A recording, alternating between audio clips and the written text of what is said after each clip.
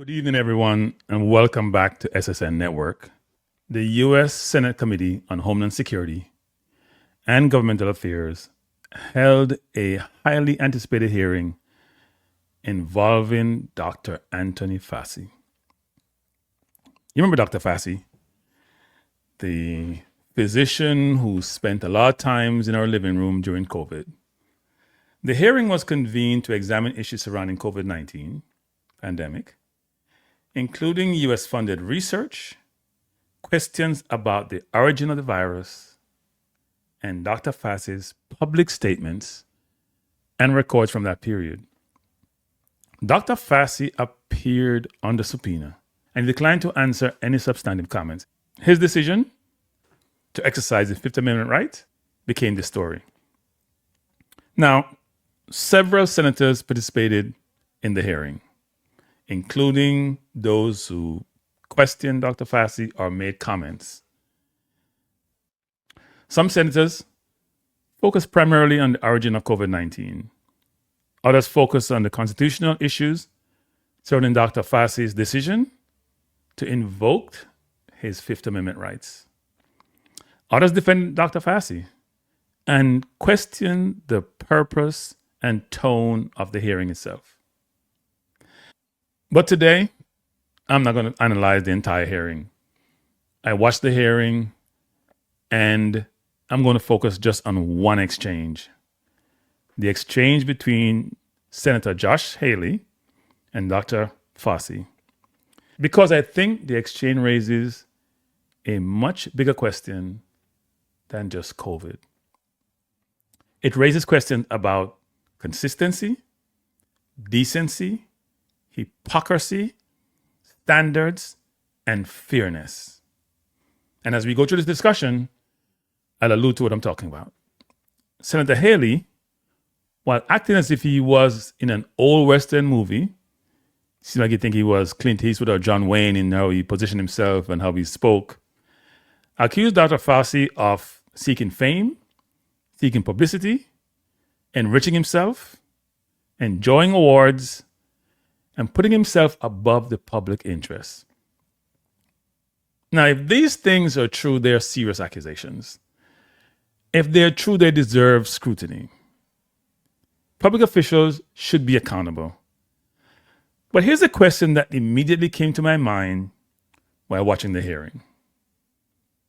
And before we go further, I have one small request of you.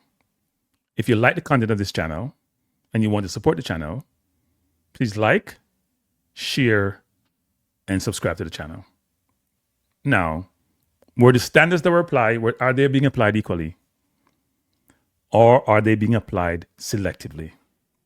Because if seeking publicity, if seeking personal fame, if building a personal brand, if enriching yourself while serving public life, all are legitimate areas for congressional scrutiny. They are. However, shouldn't those same questions, same level of scrutiny, be consistently applied regardless of political party or who occupies the White House? That's the question I want to explore today. So let's take a minute and watch some of these exchanges, and then I will comment. Thank you, Mr. Chairman. Well, nothing says honesty like taking the Fifth, huh, Doc? Let's try something. What day of the week is it today? On the advice of counsel, I respectfully decline to answer based upon my rights under the Fifth Amendment to the Constitution. What color tie are you wearing? On the advice of counsel, I respectfully decline to answer based upon my rights under the Fifth Amendment to the Constitution. What color is the carpet in front of you? On the advice of counsel, I respectfully decline to answer based upon my rights under the Fifth Amendment to the Constitution. Let's just get one thing straight. You don't have any rights under the Fifth Amendment because you've been pardoned, as you very well know. As the Supreme Court has been clear for a century and more, Brown versus Walker, 1896, when he has been pardoned, he may not stand upon his privilege. You know that. Your lawyers sitting behind you now shifting nervously in their chairs. They know it. This isn't about the Constitution. This isn't about the law. This is about contempt. Contempt for this body and contempt for the American people. But I think I know why you're doing it. It's because you don't want to answer questions. It's because you did all kinds of terrible things. It's because during the pandemic you got rich, didn't you?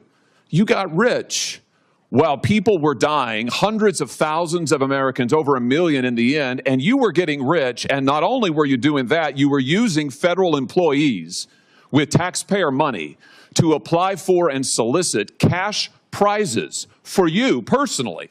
Cash prizes totaling over $1 million. You did all of that during the pandemic, didn't you? That's a question. On the advice of counsel, I respectfully decline to answer based upon my rights under the Fifth Amendment to the Constitution. So the questions asked by Hawley as to what day is today, what color is your tie, obviously these are not serious questions. But what he did in the initial discussion, he establishes that Fauci is exercising or intends to invoke his Fifth Amendment rights to every question. He saw the previous question and answer sessions with the other senators, so he was trying to show the ridiculousness of Fauci's stance. Those questions about the color of the tie, what day is today, those are not serious questions. But they're meant to provoke, they're meant to engender a reaction from Dr. Fauci, and to inform the audience that if you have received a pardon, what do you have to hide? You must have something to hide if you invoke the Fifth. If you're on the up and up, if you've done things the right way, what do you have to hide? And the nature of his questions is intended to show that Dr. Fauci taking the Fifth Amendment is just ridiculous because you have a pardon. What do you have to fear? It may appear to be a smart television moment because it instantly framed the hearing and positioned it in a way to make Dr. Fauci looks bad. The audience now knows this won't be a normal question and answer session. The Fifth Amendment, as we know, is a constitutional right against self-incrimination, and Fauci is within his rights to exercise this Fifth Amendment right. Invoking it by itself is no way an evidence of guilt. Many lawyers frequently advise their clients not to testify when they believe legal exposure exists. As to the question about Dr. Fauci's being pardoned and possible implications of answering questions while pardoned, this became one of the legal issues in the hearing. Hawley is making a legal argument. Fauci attorneys obviously disagree. Ultimately, constitutional disputes are resolved by the courts, not senators. The legal issue is interesting. But that's not actually what caught my attention as much. If you watch previous hearing, I have seen a number of Trump appointees were Republicans. For example, former DOJ head Pam Bondi, head of the FBI Kash Patel, head of the Department of War Pete Hegseth. I've seen him testify in front of Congress, and they have been evasive, condescending, confrontational, disrespectful. And I haven't seen Senator Hawley trying to embarrass or confront them about their behavior. This appears by Hawley to be a show for MAGA and the Republican base. And since the midterms are around the corner and are only a few months away, and President Trump's approval rating is in the toilet, the Iran war is unpopular, the public is concerned about affordability, about inflation, there's not much good news for the Republicans to run on, which could lead to them losing both the House and the Senate if you trust the polls about how some of the Democratic candidates are faring against their Republican colleagues. So this seems to be a show to say, see, the Democrats, they're incompetent, they're disingenuous. Dr. Fauci was very prominent around a difficult time for many Americans, not only Americans, people across the world. He was disingenuous. He was trying to enrich himself. He was looking for fame. He didn't have your best interest at heart. And by the way, this was during a time of suffering, many people dying, and all Fauci was caring about, all Dr. Fauci cared about, was himself. That Hawley was trying to make resonate. But Hawley didn't stop there. The criticism, the attack was pervasive throughout the session. Keep watching. What was the Dan David Award? Do you remember, Doc? On the advice of counsel, I respectfully decline to answer based upon my rights under the Fifth Amendment to the Constitution. It was a $900,000 cash award. $900,000 cash award. And he got it because he used federal employees to get it. And this wasn't the only award, was it, Dr. Fauci? In fact, you applied for and received at least 8 other federal cash prizes on federal time using federal employees and federal resources. Here they are over my shoulder. And the most hilarious part is that you weren't content to even dragoon them into applying for all of these cash awards. You then had them go out to the ethics agencies and ethics watchdogs and demand that you be able to get the money. That's right. We've got it in your emails. Your staff and employees on federal time, using federal resources, being paid with federal dollars, are soliciting cash for you. And then they're turning around and saying to the agency, we don't want just an answer, we want to get to yes. Because Fauci wants the money. He wants it. We want to get to yes, and yes takes time. This is your chief of staff again, using federal email to pressure the agency's own ethics people so that you could get money. So that you could get rich. You know what I can't quite figure out is that why you were so obsessed with it, because you're already rich. I mean, and your scheme worked here. I mean, your net worth now is north of $12 million.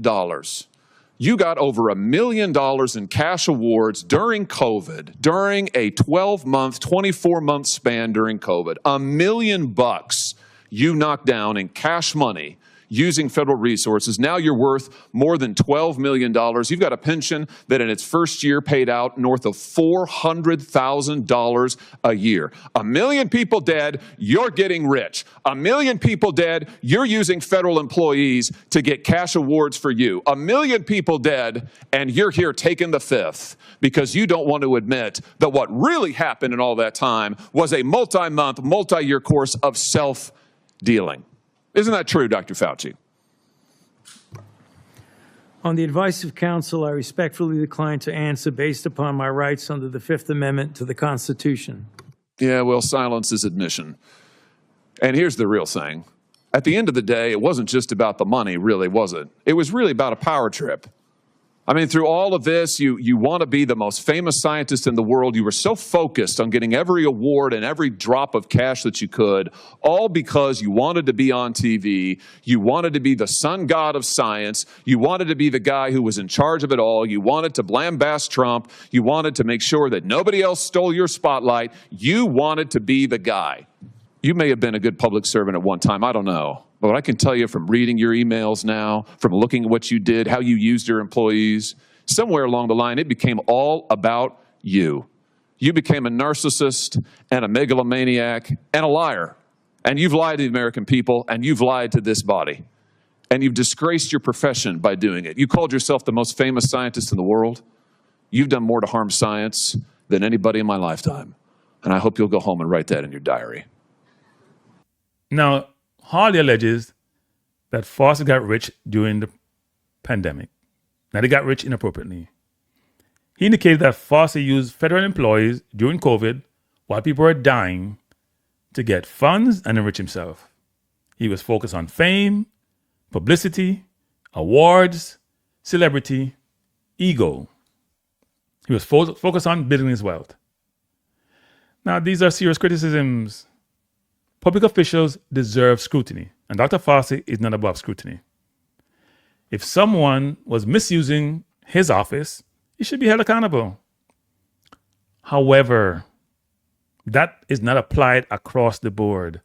This seems to be grandstanding and aimed to undermine Dr. Fauci's credibility, his integrity, and his good work. I think many people have forgotten, I haven't, what happened during COVID.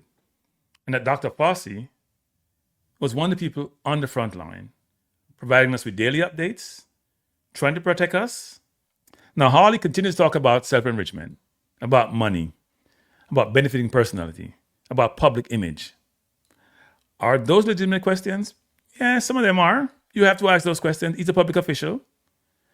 Public officials have an office, an obligation to the public, and they shouldn't operate for their own benefit. But here's my question. Let's say that happened. Aren't those standards supposed to be applied equally for all public officials, especially those in leadership position? The hypocrisy about self-enrichment is mind-boggling. Now tell me, and this is key, who has enriched themselves more while being in public office than the president, the current president of the United States of America? If you need a list of such enrichment and what has transpired since his first term to now, take a look. And we'll get into that. Well, Hawley talks about, and he focused on this, and he emphasized the number, Dr. Fauci getting $900,000 in awards. Now, these are awards, people. You apply for awards. An independent body review the award, review the requirements, review your achievements, and then make a determination. It's a federal award. If he didn't gain the award through his work, it would have been granted to him. I have no idea what we're talking about here. It's crazy. He also mentioned Dr. Fauci got rich during COVID because he's now worth $12 million. When since we start hating personal wealth and what they achieve? The average compensation for a physician in the United States is almost $400,000 a year. Dr. Fauci, I think, is about 85 years old. He hasn't made any money during his lifetime. He hasn't saved any money during his lifetime. He hasn't built any wealth. $12 million may sound a lot to a lot of people, and it is for many people. But for someone, Dr. Fauci's achievement and where he is in terms of seniority, $12 million is not a sum of money. It's so great that it's achieved other than by legal means. Dr. Fauci was a senior physician. He's been around for a long time. He's worked in the scientific industry for a long time. He would expect it to accumulate some assets. So trying to show him up that he has all these funds he's achieved and he's got it because he got $900,000 through one award and that he was greedy, that doesn't resonate with me. I expect him to have some assets. Throughout this entire interview was attack. Should politicians seek fame?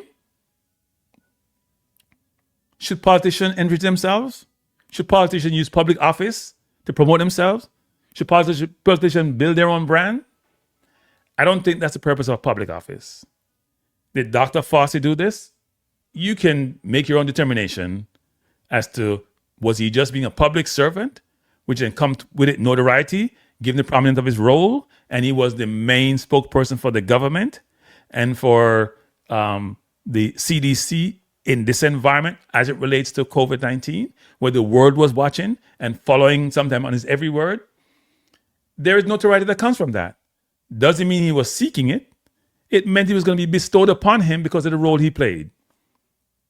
But again, I ask the question, when it comes to fame, enrichment, promoting yourself, personal brand, when I heard all this, I thought Hawley was talking about somebody else. It just resonated with me who that person is, who put their names on museum, who put their name on statue, who wants their name to resonate on buildings, and it's everywhere. That standard should apply to everybody. And how comes Hawley's not applying that standard to everyone? Who in the history of the US presidency has sought more fame, enrich themselves, promote themselves, use the office for their own personal gain than Donald J. Trump, who Hawley supports unequivocally. Now, this table highlights allegations and reported examples of how political power can be used to generate private financial benefits through government spending, political fundraising, business ventures, licensing deals, and investment tied to a sitting president's brand and influence. The president is a public trust, not a vehicle of personal enrichment. And the same ethical standard required of Dr. Fauci should be applied to Donald Trump. Frankly, every public official. Senator Hawley has accused Dr. Fauci of using his public position for personal gain. And yet, he has not leveled comparable criticism of Donald Trump, whose business interests and financial dealings and activities while in office have been subject to extensive public reporting, ethics complaints, and scrutiny. Trump got in office. He didn't put his assets in a trust, in a blind trust. He continued to continue business dealings. He continued to do what he has done when he was in private life. If the principle is that no one should use or appear to use public office for private financial benefit, then it must be enforced consistently regardless of political affiliation. We're too parochial. Applying one standard to your political opponents, but a different standard for your political allies undermines public confidence and raises legitimate questions about whether accountability is being driven by ethics or by partisanship. There are so many things that are so wrong, and Hawley is dragging a public servant who did yeoman's work through the mud, through public scrutiny, trying to destroy his reputation, while the person who is the epitome of bad behavior, the epitome of alleged corruption, the epitome of doing things inappropriately, a convicted person. I have never heard Hawley dragging him through the mud. The inconsistency, the double standards, the hypocrisy is so obvious, and it's horrible. When you think about Trump and sneakers and licensing and foreign deals and Qatar and UAE and cryptocurrency and giving pardon to a person in cryptocurrency who committed crime and was in prison, why isn't people like Hawley calling out this person who epitomizes bad behavior? If one was to take an independent view and think, it appears the Congress and even the country has lost its moral compass, and it's sad. Now, I ask you a question. Was this really oversight? Was this prosecution? Was this politics? Was this campaigning message given the upcoming midterms? Congress can investigate. They have that authority. But should investigation become performances? This hearing wasn't about Dr. Fauci. It wasn't just about COVID. It wasn't just about the Fifth Amendment. For me, it became a question of consistency, of fairness, of hypocrisy, of double standards, of what I would consider to be inappropriate behavior. If Congress wants accountability, you should demand accountability from everyone, regardless of party, regardless of ideology, regardless of who occupies the White House. That is what standards look like. It is sad to see what's happening in our country. It's sad to see people are entrenched in their corner and will allow any sort of behavior, so long as it's satisfied their narrative and it's within their party. They have dismissed and gotten rid of fairness and equality. I feel like I'm living in an alternate universe. And we have decided that bad behavior is now good behavior. If you like this video and you want to see more of these, please like, share, and subscribe to the channel. Thanks for watching. This is Cranky. Peace out.